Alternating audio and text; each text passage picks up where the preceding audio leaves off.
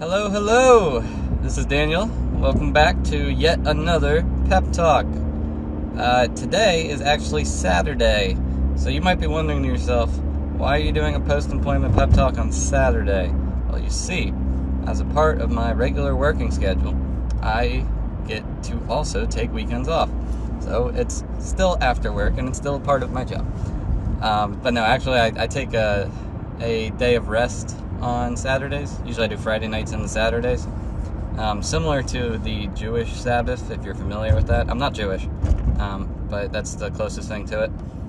And I'm driving right now to meet my old robotics mentor, Jim, at Cracker Barrel. And Cracker Barrel is 35 minutes away, according to Google. So I got some time to record some stuff. And I wanted to talk about, in particular, this idea, this thing that has been weighing heavy on my mind all week, and my just jumbled ADHD brain has been shooting all cylinders off and trying to figure out how to do this, what to do this with, and basically how to go about what I'm going to talk about today. So I figured I've had a week of good research, of good wisdom gathering, a week of getting my priorities straight. I figured I'd talk about it. So today we are talking about $20,000 and how to spend it. So you might be wondering, $20,000, that's a specific number, and also, why are you figuring out how to spend specifically $20,000?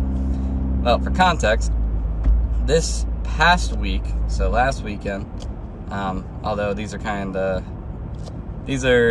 episodes are released way after the fact, because I like having a buffer, but so last weekend, relative to this episode's recording, I found out that I have to move out by July.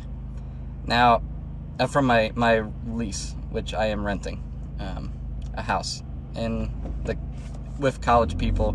I'm no longer in college. I graduated, got a job. That's why I started this podcast series, part of it.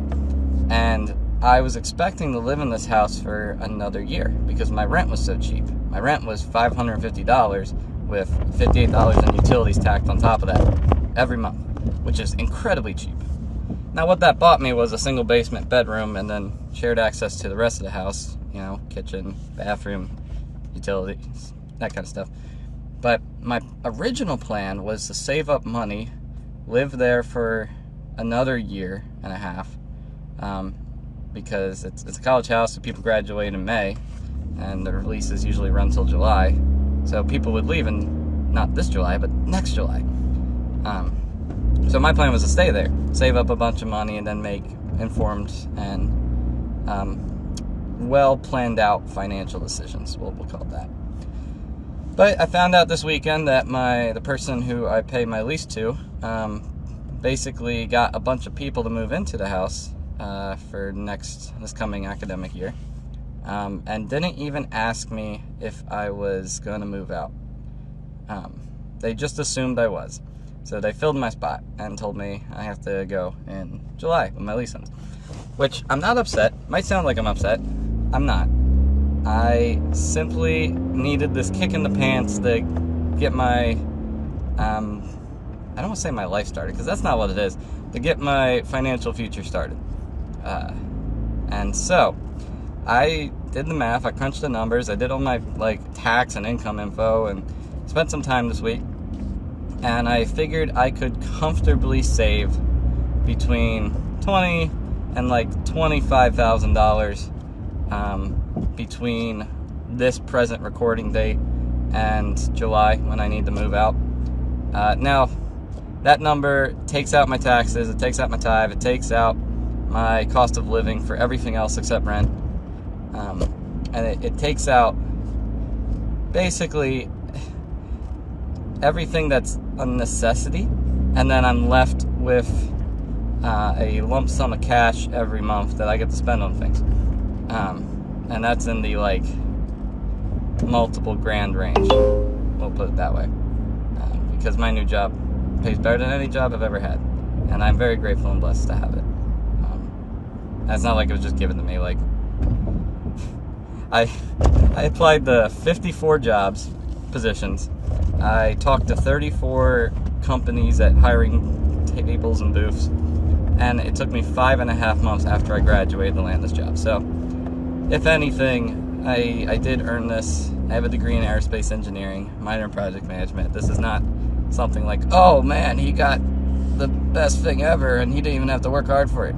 That's not the case at all. I worked very hard to do this, and I'm not going to claim pride in my accomplishments, but I am going to claim satisfaction and a well-deserved, this is an appropriate level of income for my experience, and just be very pragmatic with that.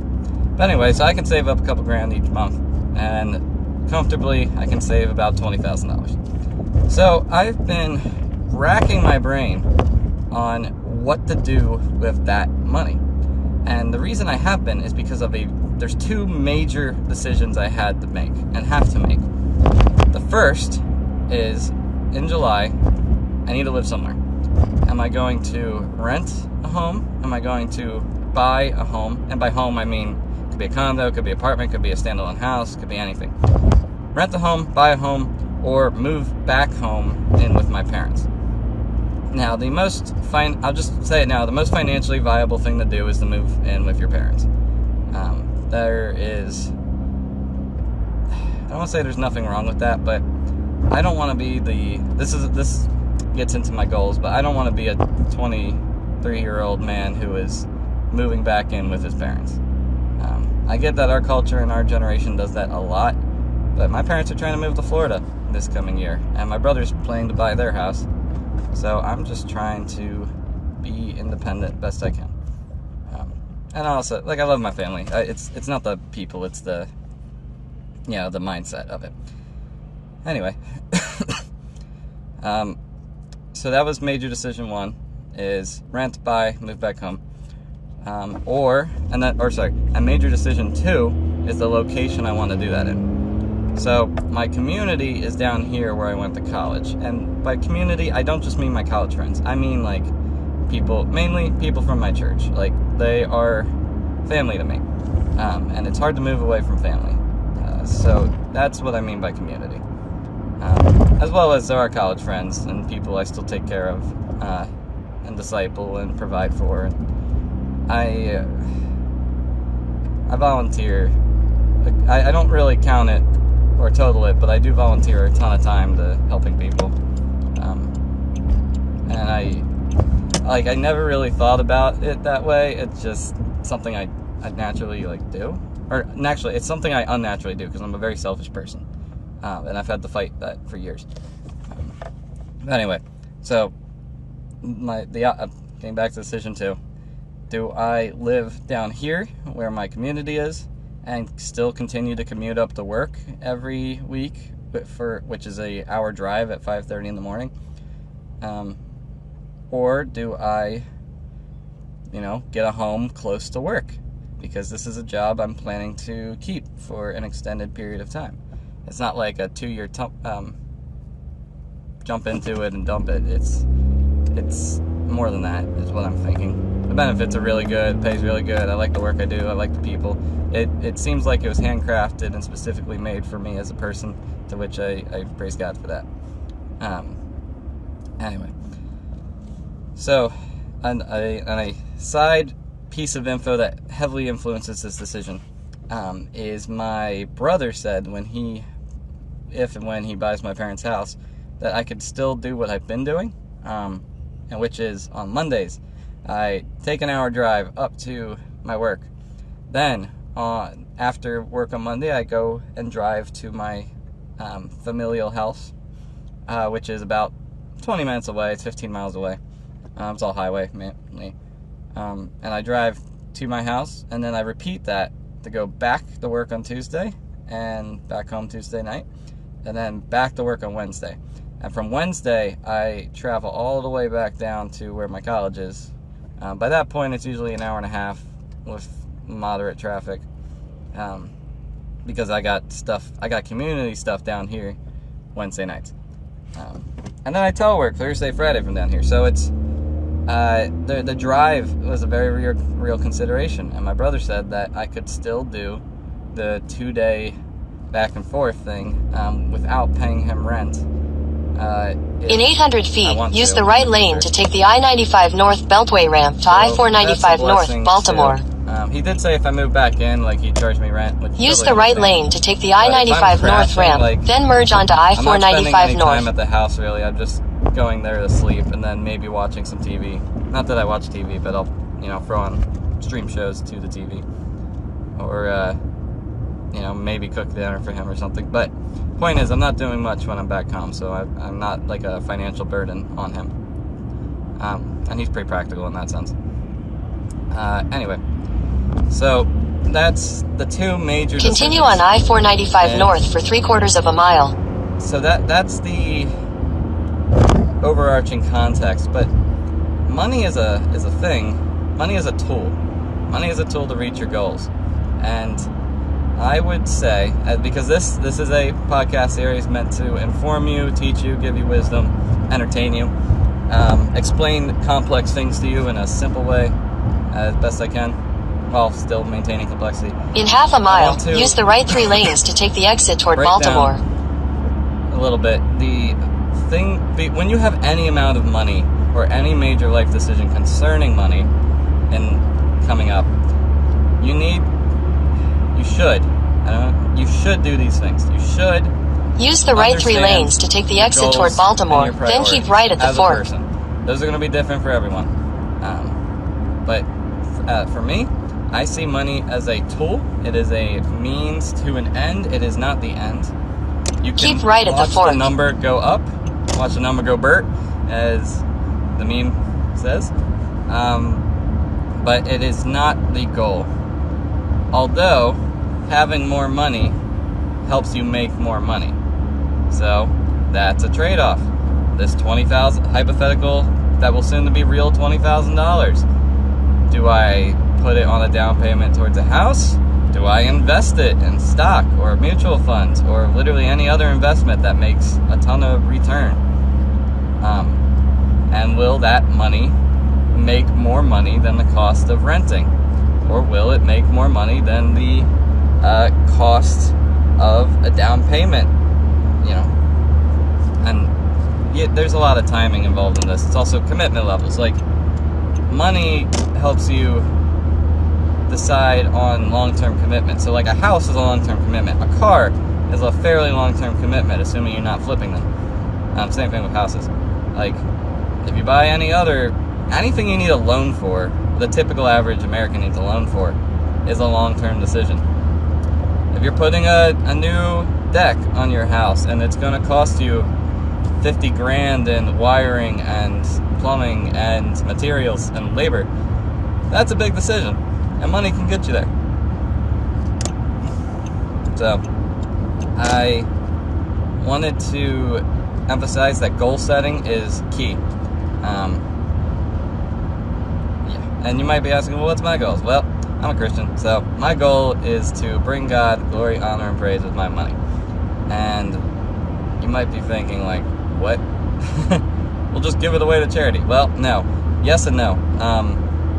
There's ways to faithfully honor and steward the things you've been given, while also not being selfish with them. So, like, let's say I take this $20,000 and I invest in a penny stock, and that penny stock goes up to $1, and I just made $2 million. Quick math. Like, I don't give, whatever's untaxed after that to charity.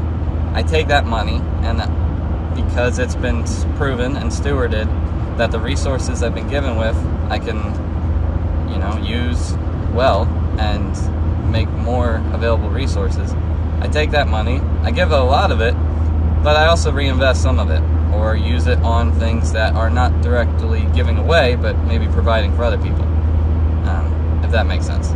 So, like, saving up for your child's college, that's you giving away money in the future, but it's not just donating it to charity now. You know what I mean? Anyway, so financial goals. That's crucial. So with that in mind, I will have roughly $20,000, and I've had to make these decisions because I feel like, and this is a feeling, I haven't proven it with the exception of one instance I'll talk about, But I feel like I could make money trading commodities, stocks. I mean, heck, if I could buy and sell oil easily, I would do it. Just anything that's pretty liquid that I don't have to be physically present to handle. That's what I feel like I could accomplish and make money off of. And I mean, I might write some Python scripts to do that for me, or I might just do it by hand, but who knows? The point is, I feel like I could do that. So that's one avenue, is invest money towards that. The caveat instance I was describing is that there's a video game I've been playing called EVE Online for the last 11 years of my life. I've been playing it since I was 12. 2012 as well. Just to date myself. Game's been around since 2003. It's a pretty old video game. It just celebrated 20 years. Congratulations to EVE Online. Anyway, in this game, there is a completely player-driven economy. And there's these trade hubs that people flock to buy and sell things. Now, I've been station trading. It's called station trading. I've been in those stations buying and selling things for the last 11 years straight. And I have made a ton of in-game money doing that. But when you break down what it is, it's very similar to the stock market. You buy things, you sell things. You make margin profit. You track it on a spreadsheet, you figure out deals, you do your research, you figure out what you need. Same, it's pretty darn similar to real-world investing and trading. Take it from someone who's spent 11 years doing it. And there are more than enough people who can corroborate that. Just look it up if you're curious. They don't call that game Spreadsheets in Space for no reason. Anyway, so I have that experience. I also know, and from talking with my financial advisor / real estate agent, Shane, who is incredibly helpful. Love that guy. He has recommended, well, I've given him ideas, and he's recommended a couple things. But the main thing he's recommending right now is to just straight up stockpile cash. Basically, he says you're going to make investments in the future, and you might want to buy a business. You might want to actually buy a house. You might want to invest in a windfall deal that you see coming up. Like, for example, the mentor I'm going to now, he predicted accurately when the stock of oil, or the price of oil dropped, like the day before.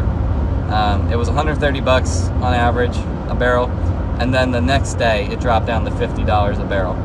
And he was able to accurately estimate that. He put together a report for it, and he sent it to his friend, who was a multimillionaire, and the multimillionaire said, "This is really good, but I'm about to retire, and I don't want to dump my money in risky investments." And then the next day happened, and the multimillionaire was pissed that Jim did not convince him to invest in oil. Now you might be thinking, the price dropped. Well, how is that investment? Well, there's some things you can do with that, where you take advantage of price drops. So when it dropped down to 50, people start buying it up pretty quick. Because I mean that's a huge drop. So if he saw it coming, was watching the market, bought up a ton at 50, and then wait for it to go back up, makes a ton of money. Anyway, he predicted major offloading. Point is, I could trade, I can make money. Shane recommends that the exactness of what he recommends is I put a ton of money into a Roth IRA. And the reason he's saying a Roth IRA is that there are federal limits on how much money you can put into a Roth IRA every year. And what a Roth IRA is, it's a savings account for retirement, basically. Just like a 401k is. Except 401ks are in stock options and mutual funds, and usually your company stock. Roth IRAs, you can just trade within them. So you can buy and sell stock within an IRA account, normal or Roth. The difference is, Roth IRAs, you put money in and it's taxed when you put money in. So it counts against your income tax. It counts as income. It counts as income when you put it in. But it builds You don't pay income on your interest you get in the account, and you don't pay income on capital gains within the account. So if you're young and you feel like you will be in a higher tax bracket when you're older, then use a Roth IRA. Now, normal IRAs, you go in tax-free, you pull out tax. So if you're old, and let's say you jumped up 3 tax brackets, and your percentage is, 10-15% higher than it is now.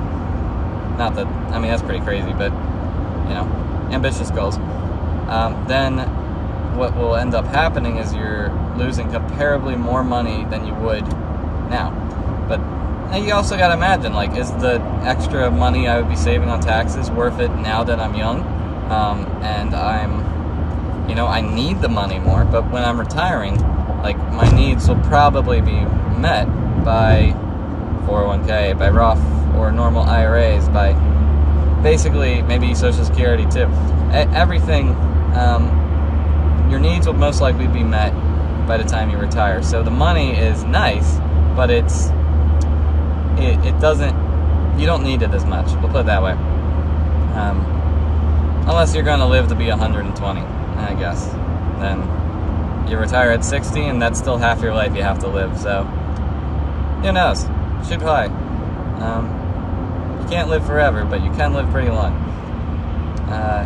Even though all we are is just dust in the wind. I quote the song. Anyway, so that's what his recommendations are. Invest in, stockpile money, max out your Roth IRA contributions every year, fully let your employer match your 401k. So I get really good employee year matching. I get 6% at 100%, and that goes up by 1% every April until it reaches 8%. So in 2 years, I will be putting 8% of my income in, and then it'll be matched at 8%. So 16% of my total gross income will be going towards retirement every year into these accounts. And I just saw that come this January, Fidelity, which is the company my company uses for savings accounts, is opening up IRA options. So in January I have that option. But anyway, so that's a consideration for money too. To invest now, to invest into your future, to invest in short-term things that have high risk, high reward. Or, don't get me wrong, it's not just about investing to watch the money go up. There are things in your life, because you are a person, that you want. And those things usually don't have a financial bearing for increasing that number. So let's say, this prime example. I was talking with Shane, I said, hey, when I get my new job, I want to buy this and this and this. And he's like, hold on, slow down. Don't buy a new car. Don't do these things. Don't buy a new computer. And I said, Shane, I use my computer, my desktop, I'm a gamer, all the time. It is the most in 2 miles, take exit 43A for Maryland 100 East toward Glen Burnie. To impact my time besides an actual house. And he's like, okay, how much will this cost? And I said, well, let's say I get a new widescreen monitor. Let's say I upgrade my RAM and, upgrade a few things. I said between $1,000 and $1,500, maybe $2,000 if I really splurge. He's like, okay, cool, do that. Be happy. You have money, use it for a reason. So I haven't done that yet, but plan is to upgrade my computer. Now I'm already running a NVIDIA 3060 with 32 gigs of RAM and a 8-core CPU, and I'm chilling. And I got 3 monitors right now. I have a setup, and it's a nice setup. The point is, though, because I commute back and forth, I might want either another setup, or I might want to just swap out some parts. I don't know. I'm still figuring it out. I like building computers. But yeah. Anyway, so that's an example. When you have a goal... In half a mile, take exit 43A for Maryland 100 East toward Glen Burnie. Just be mindful of that and plan for it. So, I put... Every month, I put away $15, and I've been doing this since I was 16. I put away $15 towards upgrading my computer. Now that might not sound like a lot, but when you're in high school and when you're in college, that $15 adds Take up. exit 43A. Like, I had saved up all the way into and through COVID, and in the middle of COVID, I was able to buy my 3060. Continue on Maryland 100 East for 3 miles. For like $800. Now I had a friend who bought it, and he mined Ethereum on it for about I can't remember, it was 6 months or a year. Mined Ethereum on it, and then sold it to me used for $600, and then I traded in my old graphics card to him, which I bought for $139, but I got $200 in credit because the thing was selling for like $300 used, because graphics cards were insane back then. So I ended up only paying about $400, $450 or something for this graphics card. But I had the money saved up because I In 2 miles, take exit 9B for Maryland 295 North, Baltimore, Washington Parkway toward Baltimore. To do that effectively. So have a goal, save for it. If it doesn't require a loan, just decide if it's a goal that you need to meet now, or if it's a goal that you're willing to hold off on. And if it's a goal you're willing to hold off on, start saving towards it. If it's a goal you need now, buy it now. If it's a goal you want now, consider if you need it. And if you don't, consider again. Do you want it now? Can you want it in the future? What is the most financially, and as well as socially, as well as just your general happiness, acceptable for you? Like, I want an electric car. I wanted a Tesla. And it's not that I particularly like Teslas or electric cars. It's that I like how they drive. So an electric car, well, we'll use a Tesla as an example. A Tesla, it goes when you tell it to go instantly, and it stops when you don't tell it to go. You put your foot on the gas, instant torque. There's no ramp up, there's no build up. It feels like a roller coaster. There's actually not much sound either. It genuinely feels like a roller coaster launching you. Like one of the pneumatic ones, like Storm Runner from Hershey Park. That would be an example. While normal cars, they have a build up, they have a ramp up, they warm up, they run rough, there's a ton of parts to replace. You have to change oil. You don't have to change oil in an electric car. Which, changing oil ain't bad. Yeah, I've done it. Just my car burns through oil, so it's not that I change my oil, it's I add oil to it more than anything. It does still get changed though. In a quarter mile, take exit 9B for Maryland 295 North, Baltimore, Washington Parkway toward Baltimore. Because I'm not a guy, I'm a guy who wants to minimize my maintenance costs. Like an electric car makes sense for me. Plus, it gives you a more accurate control over your driving.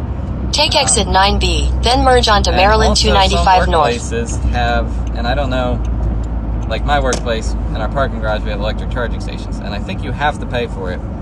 But some workplaces you don't have to, and some places you get tax benefits from your state for having an electric vehicle. So there's multiple reasons in my mind why I'd want one. Now, I'm not going to practically do that for as long as this car, I'm driving a 2005 Chevy Malibu at the moment, but you can probably hear.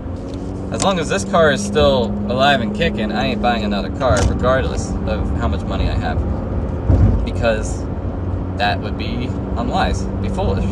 I have a perfectly capable vehicle that I'm comfortable driving with, that has issues from time to time. Like right now, my check engine light's on, but it's because I have an evap sensor near my fuel tank that is wrong. Like the solenoid burnt out, or the fuse burnt out, or I have to diagnose the full issue. But I code scanned it. But that's an issue. But I can still drive it. Like, it's fine. I've been driving it for weeks. It's an emissions thing, not a full, it doesn't affect the running ability of the car. Anyway, I feel like I'm not off topic, but I want to get back to $20,000 and how to spend it. So, what I'm leaning more towards is I am leaning towards buying a home over renting. And I'm leaning more towards buying a home in the area where my community is over my work.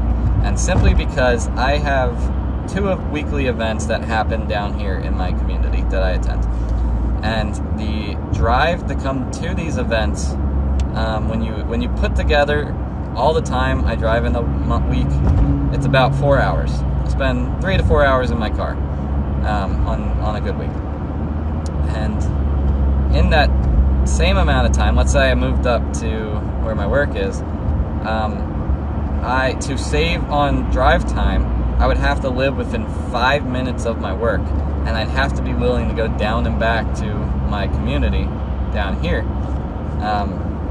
twice a week. And that's the only way I really save time. Now, if I'm somewhere in the middle, it's even worse. It actually makes the most sense to stay down here, drive up the once a week, and then commute over and back from my parents' house that my brother's trying to buy. That's what saves me the most In 2 time. miles, take the West Nursery Road exit. Kind of the most money on gas. I did the math again. I spend about $150 a month on gas and tolls with my current setup. I also drive up to Philly every other week. So that's another consideration for the first couple months. But that will stop eventually. Anyway, so because of that, I am deciding to buy a home in this area where I live, down where my community is, an hour away from where I work. Now, there's multiple things you can do with a house, and for your financial efficacy, I highly recommend researching this and what your preferences are. But you can buy a house I'm in Maryland, in the state of Maryland, for a down payment as low as 3.5% as a first-time home buyer, which is incredibly small. I was going on to a website where you basically put in your income and your state, and it tells you after tax are taken out what you can comfortably afford, and it maxes out at like 35% of your take-home pay is going towards your mortgage, as well as it takes into account down payment and like having extra savings on hand. And it says I can afford a $432,000 home. Now, whether or not I buy a $432,000 home, I probably won't. But if I did, I'd want to buy a home that in half a mile, take the West Nursery Road exit. Because what I can do is I can live there and then rent out the other homes, the other spaces to people. Because I'm in a college town, I can rent it out to college people, or people in my community, and basically take the West Nursery Road exit, then use the right lane to keep right at the fork. So, while it's this huge investment, you know, that my mortgage payment might be like use the right lane to keep right at the fork. $2,000, you can really mitigate that, and you can reduce that so that maybe your mortgage payment. Use the right lane to merge onto West Nursery Road, then turn right.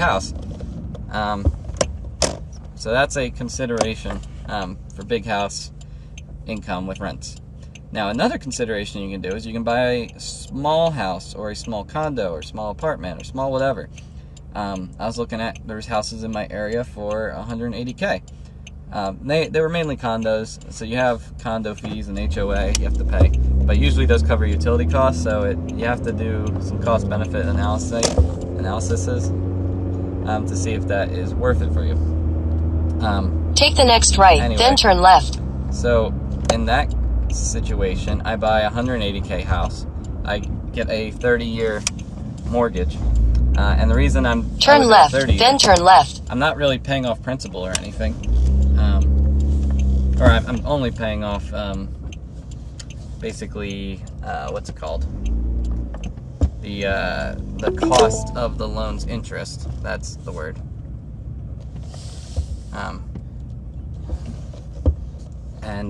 But because it's 30 years for such a cheap house, my monthly rent, and it's not rent, my monthly mortgage is like $300 to $600. You know, that's the cost of like renting something, basically.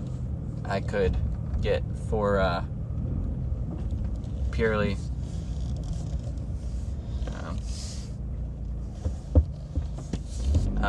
sorry, I'm parking trying to find a spot. That's the price I could pay to own a house that I own. It's in my name, and I'm accruing equity slowly, but I am. But my rent, you can think of it as my rent because I'm not really putting much equity into it, paying off the interest. My rent is artificially low.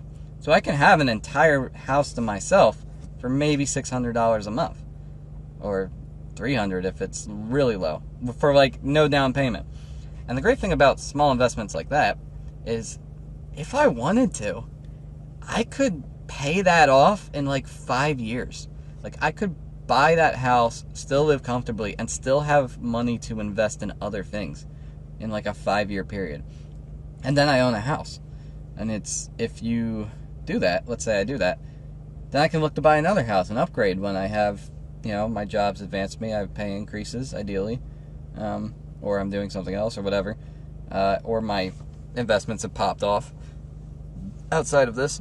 And I do that, and I can rent it out. I have more income streams coming in, Let's say, I was paying $600 a month. Let's say I rent the entire property out for like $1,200 a month. Well, that's an extra $24,000 I'm making. And just quick maths, rate of return on investment, I'd make that back in like under 10 years. That's just really quickly doing that math. 7 years. About 7 years, 7.5. I would make my money back completely that I spent into it. And then so I'm 23. By the time I'm 30, every dollar after I'm 30 is pure income. So these are all considerations that I have for my $20,000 that I may have by July. And the main reason I need to consider this now and not in July is because if I'm saving up for a down payment, I need to save up. I need to not spend it on other investments. I need to actually keep this. Even though it's 3.5% is the low, there's closing costs if you're using, if you're not doing a private deal. You got bank stuff you have to deal with, property tax inspections. Like, there's a ton of things that go into it. And it's just like, I have to make this decision now. It's December, but this is 7 months out, and I need to figure this out. Because let's say I don't. Let's say I wanted to rent. Well, then I could start spending money. I could spend that $20,000 on other investments, and try and make money back. So these are all considerations. Highly recommend that you prioritize your money for your goals. It's not just to make the number go up, but you can use it to make the number go up to meet your goals. And you can do multiple things. Like, I could buy this house, I could, pay my $600 in mortgage, and then I can take the other, several grand I'm making and invest that at the same time. And then it's a mitigated cost, So it's a complex decision, and I've been thinking about it all week. And I've been getting advice from people all week. So I hope that this thought process has helped you understand money a bit more, how to think about how to spend it, think about your future, but also think about what you want to use money for. Yeah. So I just got the Cracker Barrel, so I'm going to go enjoy a probably under $20 fully cooked meal with 3 sides and 2 hours or more of good company with my old mentor. So thanks for listening. I hope you enjoyed this.